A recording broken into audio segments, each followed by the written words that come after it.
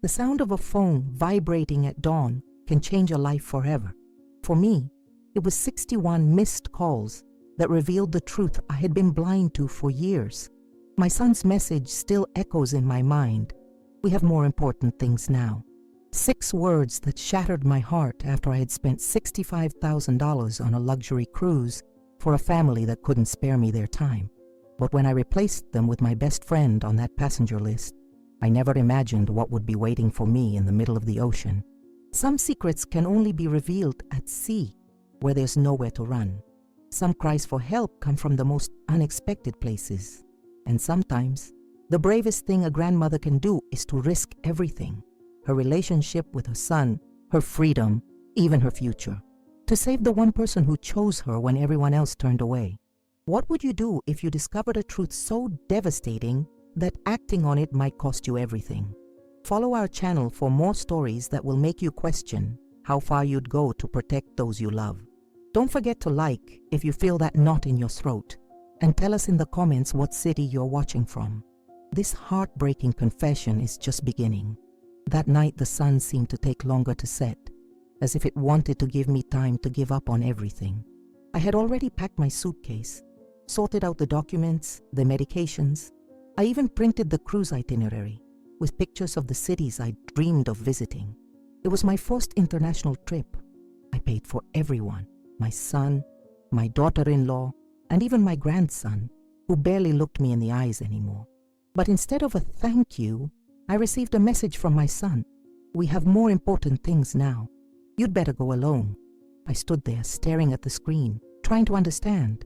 I called. He didn't answer. I sent a trembling voice message. "You're joking, right?" It wasn't a joke. That night I sat on the couch with my friend Brenda, who had come just to say goodbye to me. And it was she who wiped away my tears, and who heard without knowing it when I said, "You know what? You're going in their place." She laughed, thinking I was joking, but I wasn't. I made the reservation change online right there, with cold hands and a heart bursting with hurt. I remember how my fingers shook as I typed in her information. $65,000. That's what the luxury cruise had cost me. Money I'd saved for years working extra shifts at the hospital where I'd been a nurse for over 3 decades. Money meant for all 4 of us to finally see the world together. The Mediterranean had always been my dream. Those postcard scenes of Santorini's white buildings, the ancient ruins in Rome, the crystal waters of the French Riviera, places I'd only visited in my imagination while raising a family alone after my husband died. "Margaret, you can't be serious," Brenda said, her eyes wide with disbelief. That's your family vacation." "Was," I corrected her, hitting the confirmation button. "Now it's our vacation." The confirmation email arrived with a soft ping that somehow sounded final, like a judge's gavel. I felt both liberated and hollow. How had it come to this? My son, Timothy, had always been headstrong, even as a little boy. But somewhere along the way, after he married Cynthia and started his own family, the distance between us grew from inches to miles.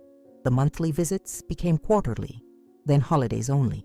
His excuses were always wrapped in importance: work meetings, school events, social obligations that couldn't possibly be rescheduled. "They never have time for me until they need something," I told Brenda, my voice barely a whisper.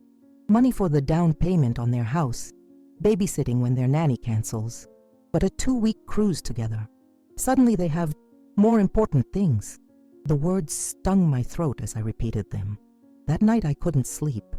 I kept checking my phone, half expecting an apology, an explanation, something that would make sense of the casual cruelty. Nothing came, just silence. The kind of silence that screams louder than any words could. When the ship departed from Fort Lauderdale 2 days later, I stood on the deck wearing dark sunglasses and a smile that didn't come from my soul. Brenda squeezed my hand as we watched the Florida coastline shrink into the distance. For a few moments, I thought I might finally have peace, a break from the constant reminder of what my family had become. I didn't know then that what awaited me on the other side of that night was the reason for 61 missed calls. The first came at 3:47 a.m.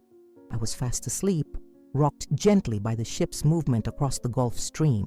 Then another at 3:48, and another, and another. By morning, my phone looked like it had survived a digital hurricane. 61 calls, increasingly frantic text messages, and one voice message that would change everything. I remember thinking, as I finally drifted off to sleep that night before the storm of calls, that maybe this was my new beginning, my chance to stop living for others who didn't appreciate me. How wrong I was. How terribly, completely wrong. The next morning, I woke up with a tightness in my chest that I couldn't explain. Bright sunlight poured through the balcony door of our cabin, casting long rectangles of light across the plush carpet. The sea outside was a perfect blue mirror, stretching to the horizon where it met an equally flawless sky. It should have been peaceful. Instead, my cell phone vibrated frantically beside me. 61 missed calls. My son, my daughter-in-law, my grandson's school number, messages saying, "Mom, pick up, it's serious." Brenda, still in her silk pajamas with her silver hair twisted into a messy bun, placed her hand gently on my arm. Her eyes, magnified behind her reading glasses, were filled with concern. "Everything okay, Margaret?" she asked, looking up from her novel. I lied, told her it must be some mistake, but something deep inside me knew it wasn't. My hands trembled as I touched the screen to return the call. No answer. Just a strange, hollow ringing that seemed to echo the emptiness forming in my stomach. The only thing that came through was a voice message from my daughter-in-law, and what she said chilled me to the bone. "He's gone. Liam's gone. Was he with you on the ship? The police are here. They think he ran away." I felt the blood drain from my face, my body suddenly cold, despite the warm Caribbean air flowing through the open balcony door. The luxury cruise ship, all 14 decks of floating opulence that had represented my hard-earned escape, suddenly felt like a floating prison. The peace I thought I'd purchased with my retirement savings had transformed into a floating nightmare. "Margaret," Brenda's voice seemed distant now. "What's wrong? You look like you've seen a ghost." I couldn't speak, couldn't form words. How could my 11-year-old grandson be missing? And why did they think he might be with me? The last time I'd seen Liam was 2 weeks ago, when I dropped off the cruise documents at their house. He'd barely looked up from his video game, just mumbled a thank you when his father prompted him. His eyes, so much like my late husband's, had been distant, distracted. Or had they been hiding something? "I need to make some calls," I finally managed, my voice sounding foreign to my own ears. "It's family stuff." Brenda nodded and tactfully excused herself to go get breakfast at the buffet. As soon as the cabin door clicked shut behind her, I collapsed onto the edge of the bed, the message playing on speaker again. "He's gone. Liam's gone." I tried calling Timothy again and again. Nothing, just voicemail. I texted, "What happened? Is Liam really missing? Call me now." I stared at the phone, willing it to buzz with a response. It remained stubbornly silent. Outside, I could hear the cheerful announcements over the ship's PA system. Something about the day's activities, a cooking demonstration, a poolside dance class, a wine tasting at noon. Normal vacation things, happy things. They sounded obscene against the backdrop of panic building inside me. I forced myself to breathe, to think. The ship had left Fort Lauderdale yesterday afternoon. We were somewhere in the Atlantic now, heading toward our first port of call in the Bahamas. If Liam was missing from home in Connecticut, he couldn't possibly be here, unless... A memory flickered at the edges of my mind. Something I'd noticed during embarkation but had dismissed. That blue backpack with the rocket keychain I'd seen tossed behind a planter in the terminal. The one that looked just like Liam's. The one nobody else seemed to notice. I hadn't said anything. I thought I was imagining things. I rushed to the bathroom, splashed cold water on my face, and stared at my reflection. The woman looking back at me had worry lines etched deeper than usual around her eyes. I pulled my hair back, applied just enough makeup to look presentable, and threw on the first outfit I could grab from my suitcase. I needed to search the ship. I needed answers. And as I stepped out into the corridor, with its plush carpeting and elegant sconces, I felt like a ghost moving through a world that had suddenly lost all its color and meaning. The piece that I thought would finally be mine had vanished, and what awaited me instead was a mystery that would either reunite a family or tear it apart forever.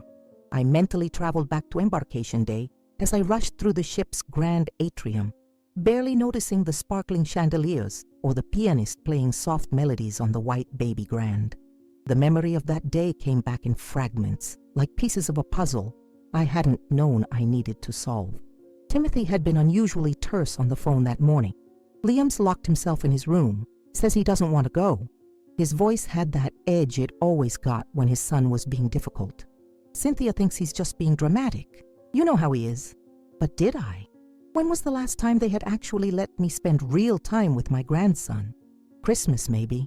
And even then, it had been a rushed dinner, presents exchanged with polite smiles.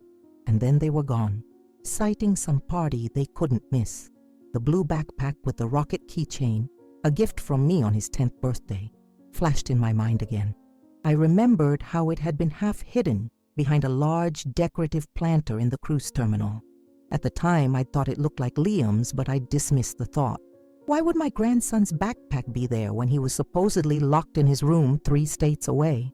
I slowed my pace as I approached the guest services desk, unsure exactly what I planned to say.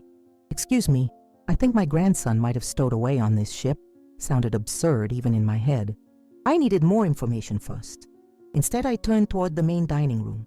At this hour, just after the breakfast rush, it would be quieter, and I remembered there was a server there who had been particularly friendly the night before.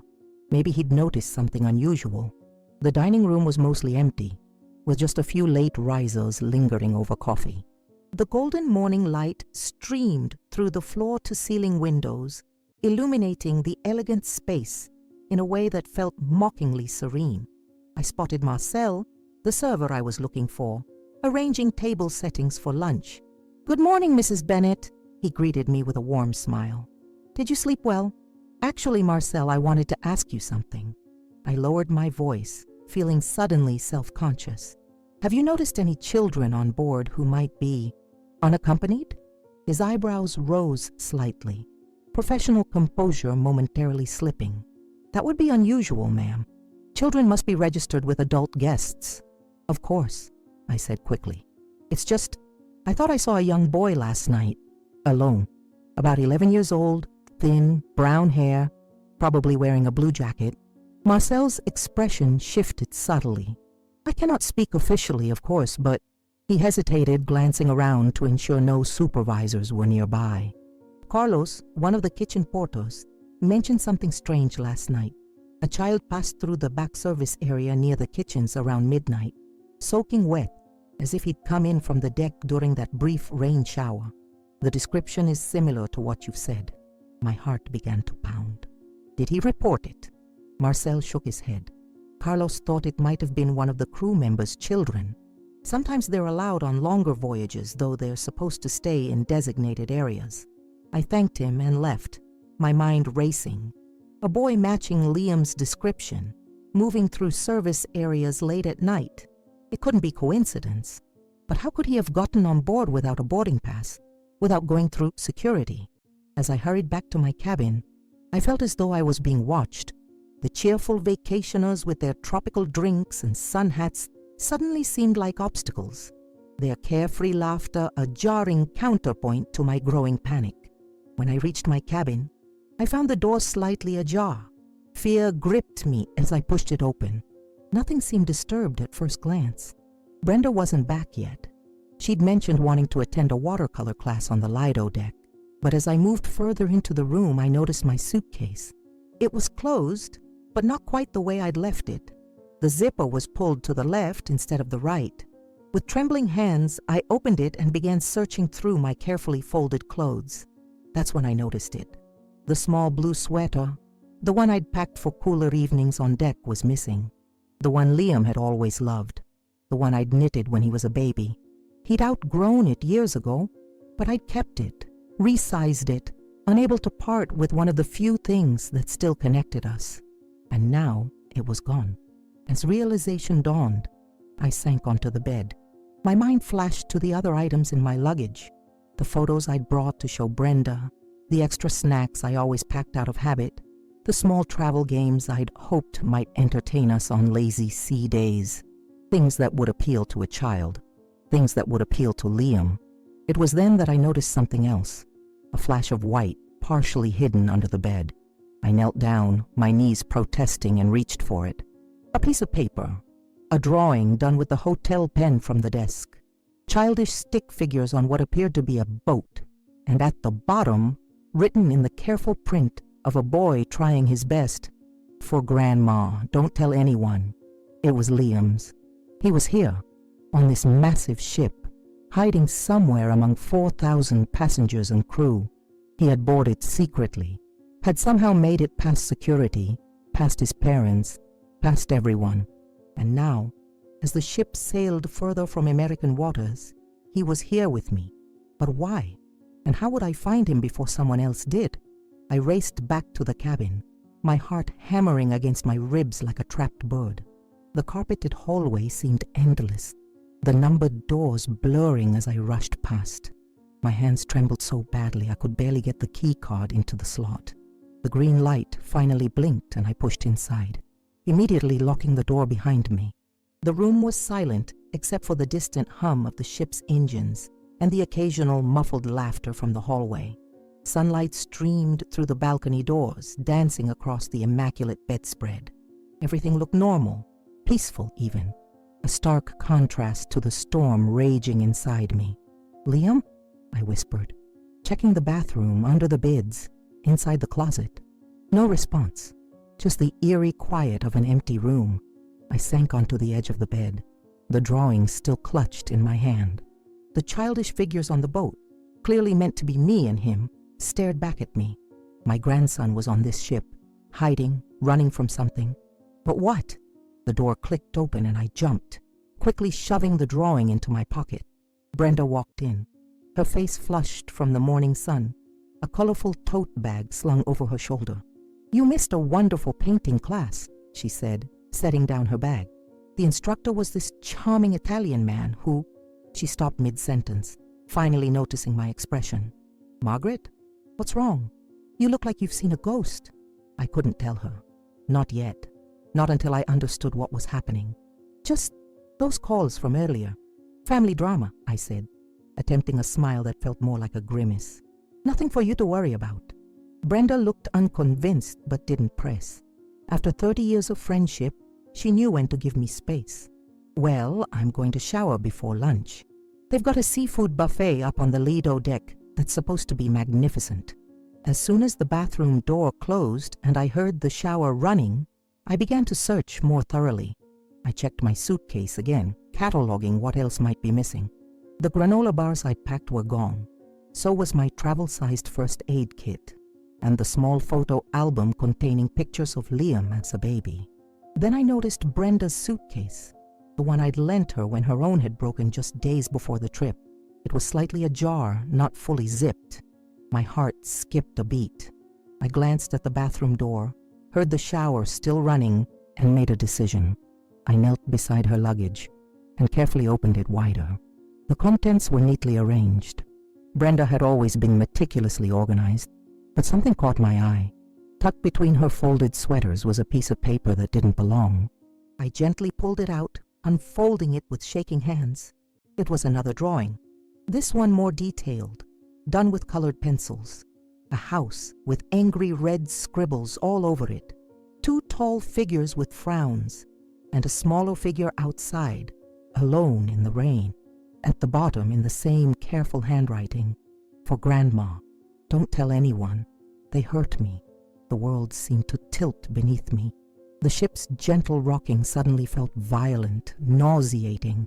The words blurred as tears filled my eyes. They hurt me. 3 simple words that shattered everything I thought I knew about my son's family. On the back of the drawing, a message written in those childish letters. "I don't want to live with them anymore. They yell, she hits. I just want to sleep without being scared." I pressed my hand against my mouth to stifle a sob. How had I missed this? The increasing withdrawal, the fading smiles, the way he flinched when his mother moved too quickly. Signs I should have seen, should have questioned. But they had kept him from me so effectively these past few years, limiting our visits, making excuses. Had this been why? The shower shut off. I quickly returned the drawing to its hiding place and moved back to my side of the room, my mind racing. The 61 missed calls weren't about guilt or regret. They were about panic, about covering tracks. They had lost their son, or rather he had escaped them, and now they were desperate to find him before their secrets came to light. Brenda emerged from the bathroom wrapped in a fluffy white robe, her silver hair twisted in a towel. She paused, studying my face. "You're not okay," she said. It wasn't a question. I took a deep breath. "No," I admitted. "I'm not. Is there anything I can do?" I hesitated. Brenda had been my closest friend for decades. We'd supported each other through divorces, deaths, illnesses. If there was anyone I could trust with this, it was her. "Actually," I said slowly, "there is something you should know, but you have to promise to keep it between us for now." Her expression grew serious as she sat on the edge of her bed facing me. "Of course. Anything. It's about my grandson, Liam." I swallowed hard. I know he's on this ship. He's stowed away somehow, and I think he's running from something terrible." To my surprise, Brenda didn't look shocked. Instead, a strange expression crossed her face, something between guilt and concern. "Margaret," she said quietly, "there's something I need to tell you too. Last night while you were sleeping, I saw a boy in our cabin. He was curled up on the floor beside your bed. I thought I was dreaming, but..." She trailed off, her eyes dropping to her hands. "He looked so tired, so small. I didn't say anything. I just watched him sleep for a while before I drifted off again. When I woke up, he was gone. I convinced myself it was just a dream." My heart stopped. "You saw him? Here? In this room?" She nodded, looking ashamed. "He was sleeping on the floor, using what looked like your blue sweater as a pillow. I should have woken you, but there was something so peaceful about him, like he finally felt safe." I called Brenda and told her everything. The missed calls, the drawing, the disappearance. She turned pale. She confessed that she saw Liam entering our cabin while I was in the shower, but thought it was just her imagination. He lay down on the floor and fell asleep. "He looked so exhausted," she whispered.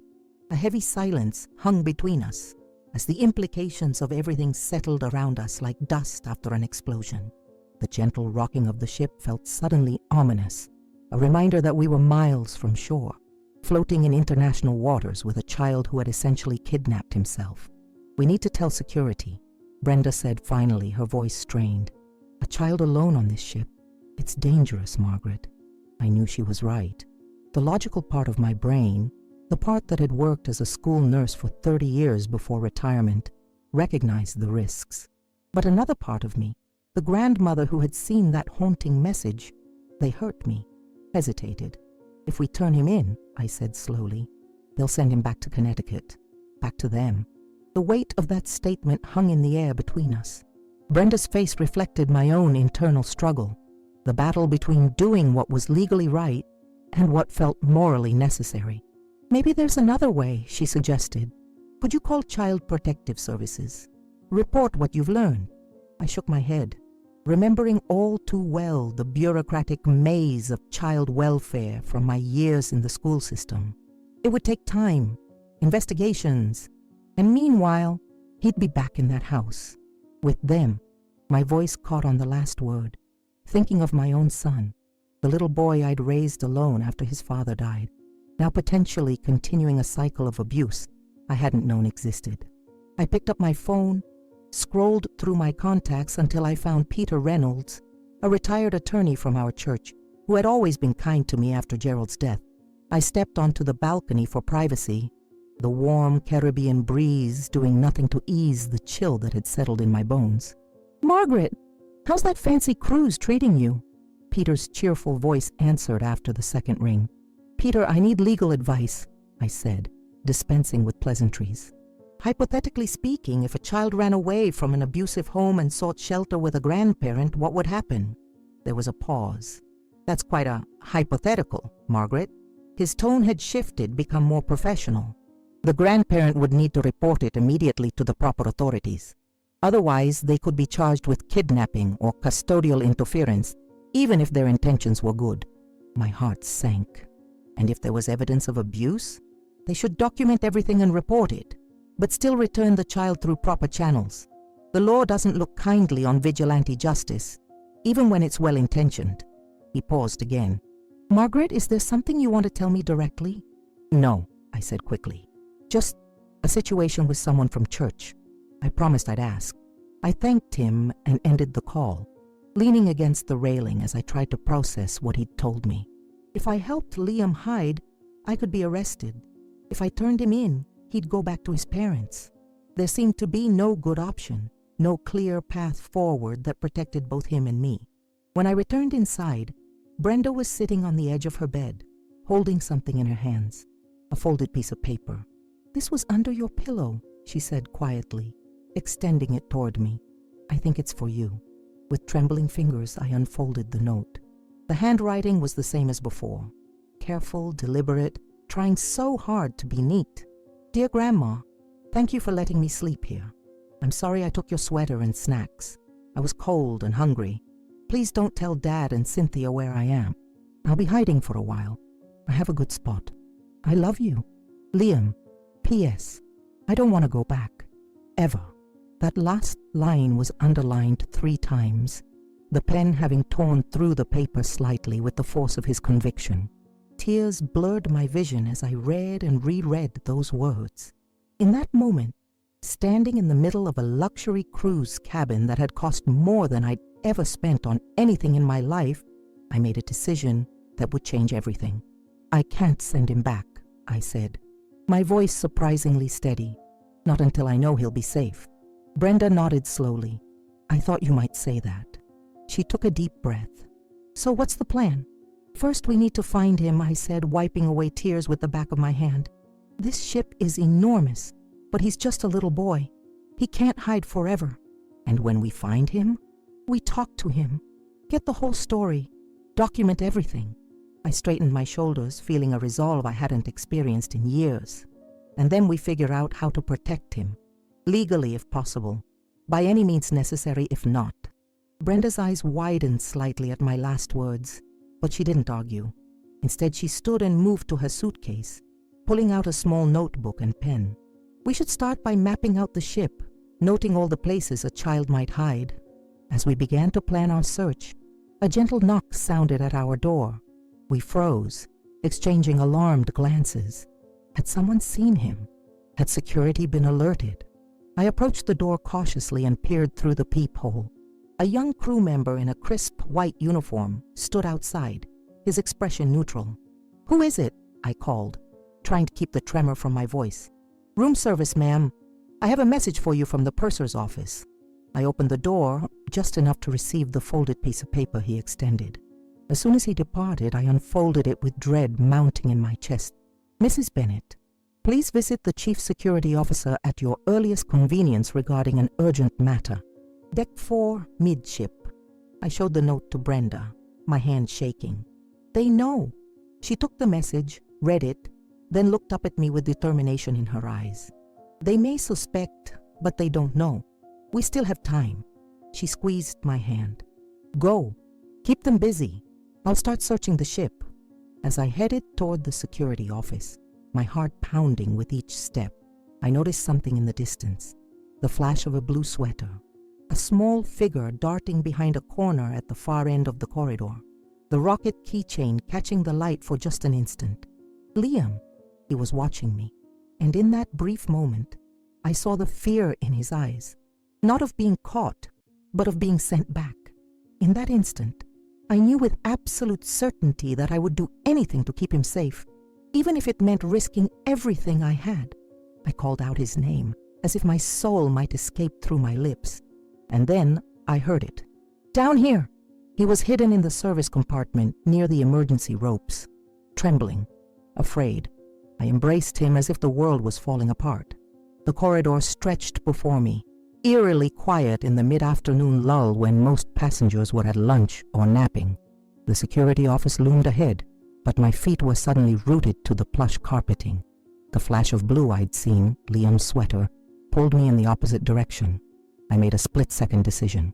The security office would have to wait. I turned and hurried toward where I'd spotted him, my heart thundering in my chest. The hallway curved around, leading to a set of service stairs marked Crew Only. The door was slightly ajar. A small hand must have kept it from latching completely. Glancing around to ensure no one was watching, I slipped through the door. The stark difference between passenger and crew areas was immediate.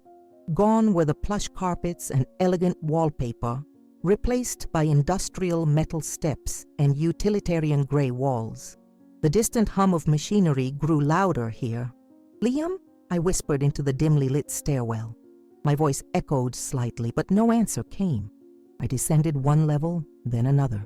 The temperature dropped perceptibly, and the air carried the faint scent of salt water and engine oil. I reached a landing that opened onto a narrow corridor lined with pipes and electrical panels. A sign read, "Emergency Equipment Storage." That's when I saw it, the rocket keychain, dangling from a half-closed storage locker. My breath caught. He had left it deliberately, like a breadcrumb for me to follow. "Liam?" I called again, louder this time, desperation creeping into my voice. "It's Grandma. Please, I just want to help you." "Here," came a small voice from below, barely audible over the rumble of the ship's engines. "Down here." I followed the sound, descending another half-flight of stairs to a small platform that seemed to serve as an emergency access point. Tucked into the corner, partially hidden behind coiled ropes and life vests, was my grandson. He looked smaller than I remembered, drowning in my blue sweater that hung past his fingertips. His brown hair was tousled, his face smudged with what looked like a mixture of dust and tears. But it was his eyes that broke my heart, wide, frightened, yet somehow resolved, like those of a much older soul.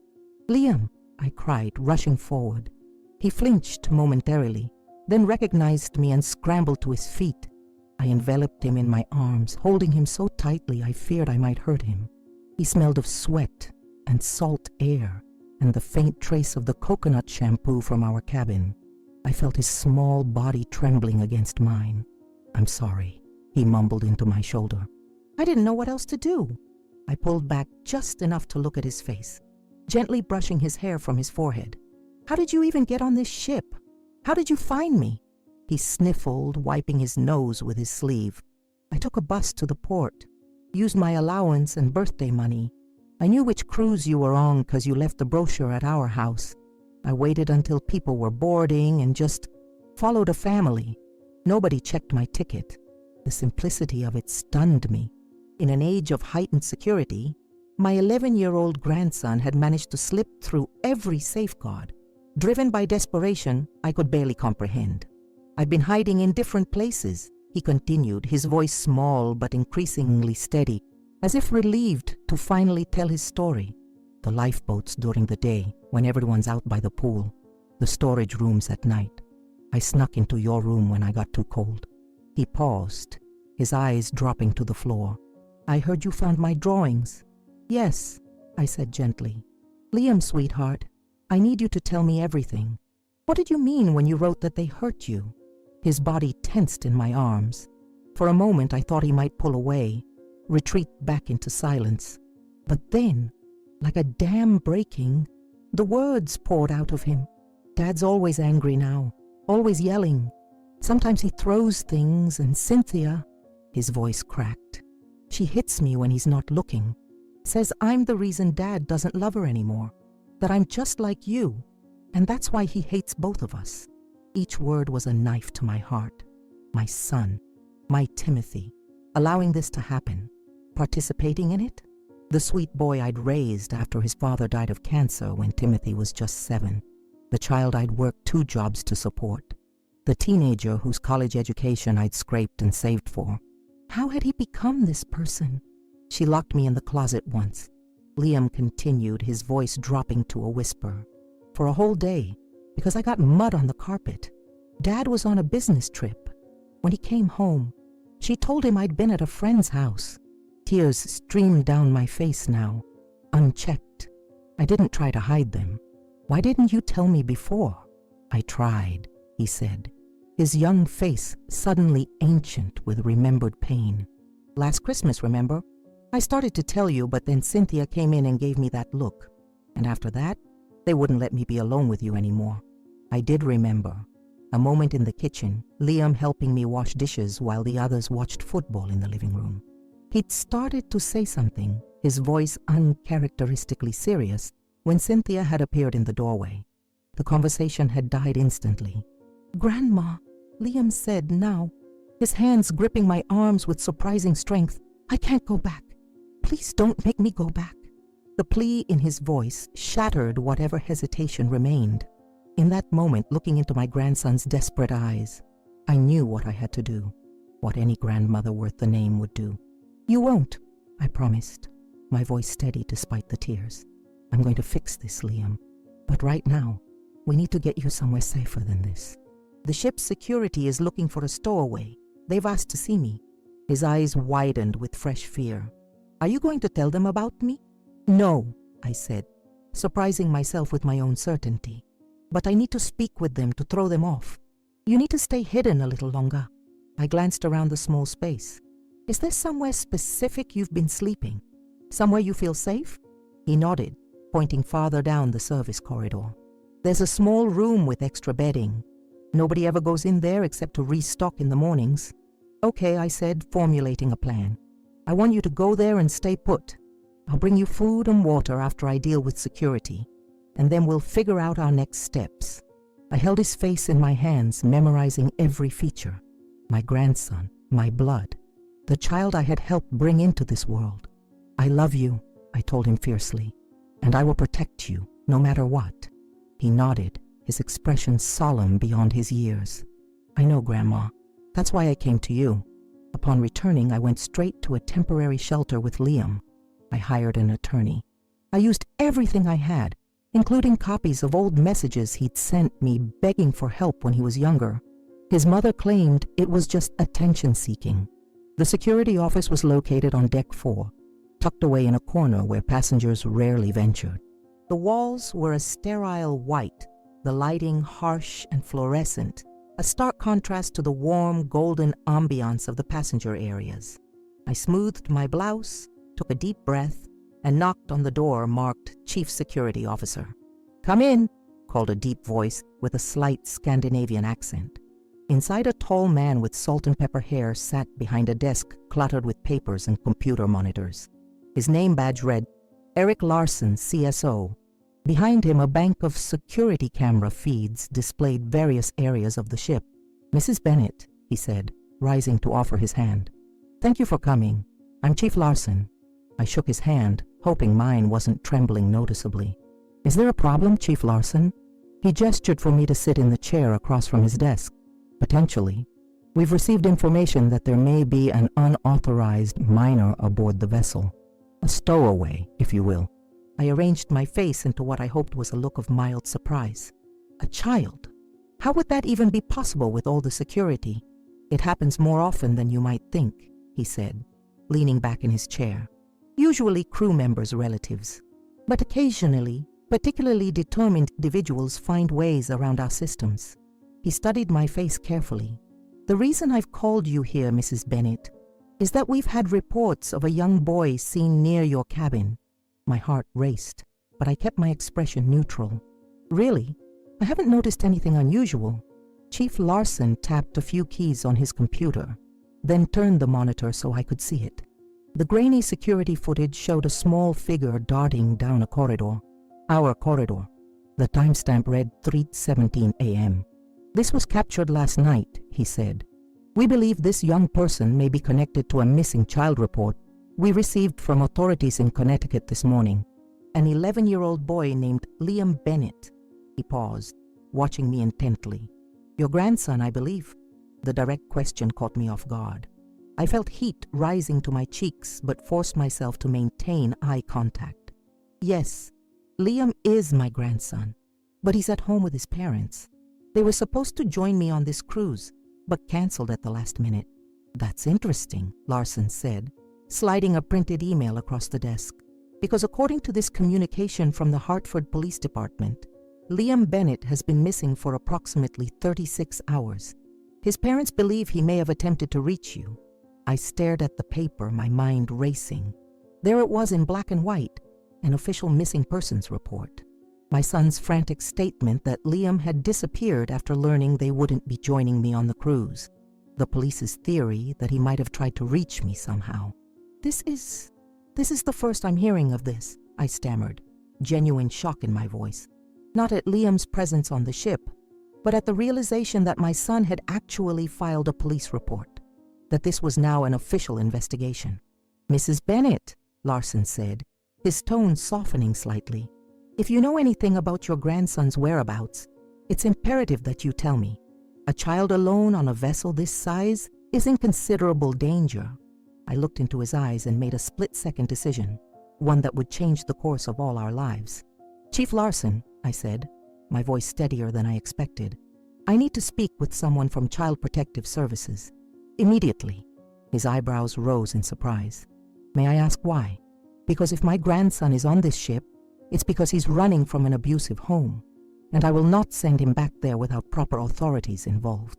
The security chief's expression shifted from suspicion to concern. That's a serious allegation, Mrs. Bennet. I'm aware, I said, pulling Liam's drawings from my purse and laying them on the desk. And I have evidence. 2 weeks later, we docked in Port Canaveral, Florida. The remainder of the cruise had been anything but a vacation. After my revelation to Chief Larson, things had moved quickly. Liam was brought to a secure cabin under the care of the ship's youth coordinator. I was allowed supervised visits. The ship's doctor documented faded bruises on his back and arms. Arrangements were made with Florida Department of Children and Families to meet us at the port. They would take temporary custody of Liam while an investigation was conducted. I had already secured a hotel room nearby and contacted a family law attorney recommended by Chief Larson. As we walked down the gangway, Liam's small hand clutched tightly in mine. I saw them, Timothy and Cynthia, standing beside 2 uniformed police officers. My son's face was a mask of barely contained fury. Cynthia was crying, though whether from genuine emotion or for show, I couldn't tell. "Mom!"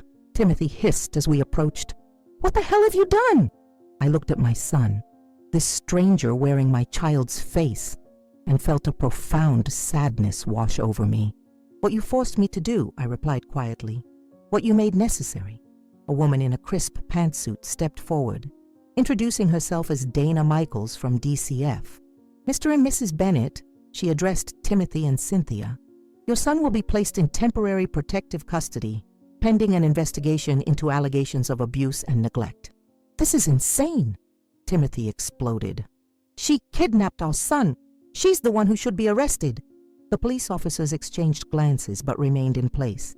One of them, an older man with kind eyes, placed a restraining hand on Timothy's shoulder. "Sir, no one's being arrested today," he said firmly. "But there will be a hearing before a family court judge tomorrow morning. All parties are expected to attend." Cynthia surged forward suddenly, reaching for Liam. "Baby, tell them the truth. Tell them your grandmother made you say those horrible things." Liam shrank back against me, his entire body trembling. The DCF worker smoothly interposed herself between us and Cynthia. "That's enough, Mrs. Bennet," she said with quiet authority. "Your son appears frightened of you. That alone is cause for concern." In the courtroom the next day, I sat straight-backed on the hard wooden bench, watching as my son glared at me from across the aisle. My attorney, a sharp-eyed woman named Victoria Ramirez, had prepared me for this moment. The temporary custody hearing would determine where Liam would stay during the investigation. The judge, an older woman with silver hair and penetrating eyes, reviewed the preliminary reports with a furrowed brow. The ship's doctor had testified via video link about the bruises. The drawings were entered as evidence. And most damning of all, Liam's recorded statement, brave, clear, and heartbreaking in its details. Timothy's attorney argued that I had effectively kidnapped Liam, that I had poisoned him against his parents out of some misguided revenge for being excluded from the cruise, that I was an elderly woman with possible cognitive issues who had concocted a fantasy of abuse. When it was my turn to speak, I stood tall despite my trembling knees. I spoke of the missed signs, of the growing distance between visits, of the changes in Liam's behavior, of the fear in his eyes when his mother entered a room. Your Honor, I concluded, my voice thick with emotion, this child came to me across hundreds of miles, risked his safety on a massive ship, all to escape what was happening in his home. He didn't choose me out of convenience or because I spoil him. He chose me because he knew I would protect him when no one else would. The courtroom fell silent. The judge studied me for a long moment, then shifted her gaze to my son and his wife, who sat stone-faced beside their attorney. In my 30 years on the bench, she finally said, her voice filling the quiet courtroom, I have learned to recognize the difference between vengeance and protection, between manipulation and desperation. She paused, looking directly at Liam, who sat with a court-appointed guardian. This child was saved not out of obligation, but out of love. And that, in this courtroom, carries more weight than any technical argument. Today I don't receive 61 calls in the middle of the night anymore. I receive drawings taped to my refrigerator, kisses on my forehead, and little I love yous whispered before bedtime. Liam is back in school, and every night he sleeps peacefully. My son still doesn't speak to me, but now I understand. There are wounds that parents inflict on children, and others that children inflict on parents. And sometimes, the justice we expect from the world only arrives when we stand up to do what's right. The sea taught me that peace isn't the absence of storms. It's knowing who's worth keeping in the boat when everything sinks. And that day, I chose the only person who chose me back. It's been 14 months since that fateful cruise. 14 months since I stood in that Florida courtroom and watched as temporary custody of Liam was granted to me. 14 months of healing, of rebuilding, of learning how to be a family again. A different kind of family than I'd ever imagined. My modest 3-bedroom house in Stamford has transformed.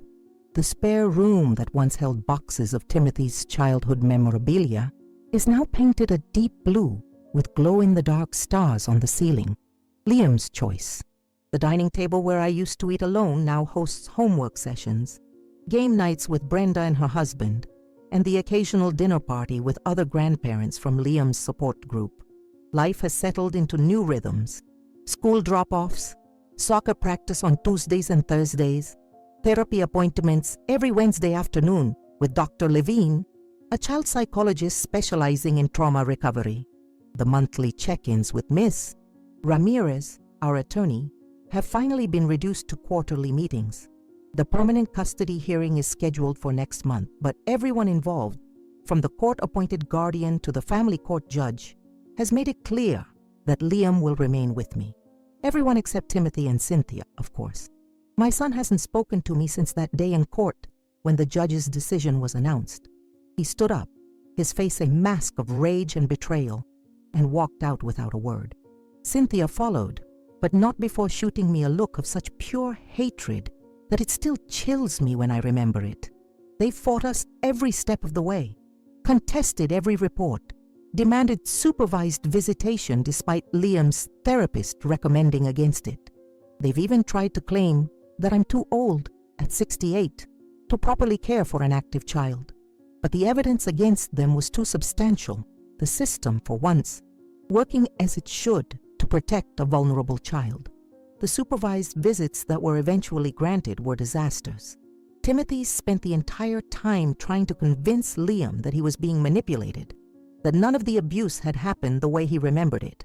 Cynthia vacillated between tearful pleas for forgiveness and cold accusations that Liam was destroying their family with his lies. After the third such visit, Liam had a panic attack so severe that Dr. Levine recommended all contact be suspended indefinitely. That was 6 months ago. There have been no calls, no letters, not even birthday or Christmas cards from them since. I sometimes catch Liam staring at old family photos, his finger tracing the outline of his father's face with a complicated mix of longing and fear. On those days, I sit beside him and let him talk, or not talk, about the tangled mess of emotions he's still sorting through. Dr. Levine says it's normal, this grieving for the parents he wished he had. even as he heals from the parents he actually had. "Do you think Dad will ever change?" he asked me once, his voice small in the darkness of his bedroom after a particularly bad nightmare. I'd stroked his hair, choosing my words carefully. "I don't know, sweetheart. People can change, but they have to want to. They have to recognize that they need to. I still love him sometimes," he confessed, as if admitting to a terrible crime. "Is that stupid?" "No," I'd told him firmly. "Love isn't stupid. It's complicated and messy, and sometimes it hurts. But it's never stupid to love someone, even when they've hurt you." The maritime lawyer who helped us navigate the legal complexities of Liam's stowaway situation, a kind man named Gabriel, who worked pro bono after hearing our story, told me once that the sea has its own laws, that once you're in international waters, the rules change. I've thought about that often in the past year, how sometimes you have to leave familiar shores behind to find justice, how sometimes the journey itself changes you in ways you never expected. Brenda remains my closest friend and Liam's honorary aunt. She visits every Sunday for dinner, always bringing some small gift for him: a book, a model rocket, once even a telescope that now stands on our back deck. She was there with me through every court appearance, every late-night crisis of confidence, every small victory and setback. "I knew you were remarkable when you gave me your cruise spot," she told me recently, as we watched Liam playing soccer in the backyard with neighborhood kids. "But I had no idea just how fierce you could be." I laughed at that. Me, fierce. The retired school nurse who'd spent decades caring for other people's children, who'd lived quietly and cautiously after Gerald died, who'd saved for years for a luxury cruise that never happened the way I'd planned. Fierce wasn't a word I would have ever used to describe myself, but perhaps that's the lesson the sea gave me. That peace isn't found in calm waters. It's found in weathering the storm and choosing, deliberately and with full awareness of the cost, who belongs in your lifeboat. The 61 missed calls have long since been deleted from my phone. Timothy's number is still in my contacts, though. A bridge I won't burn, a door I won't lock, just in case. Just in case he someday realizes what he's lost, what he's done. Just in case he decides to change. Until then, Liam and I will continue building our life together. A life where refrigerator doors display crayon masterpieces, where goodnight kisses are freely given, where "I love you" is said out loud, not whispered in fear, where a child knows with bone-deep certainty that he is safe, that he is valued, that he is enough. And if that's all I accomplish in the remainder of my life, creating that safety, that certainty for one small boy who crossed an ocean to find it, then I will count my life well lived. Because the sea taught me one final lesson. Sometimes the most important journey isn't to exotic ports or distant shores.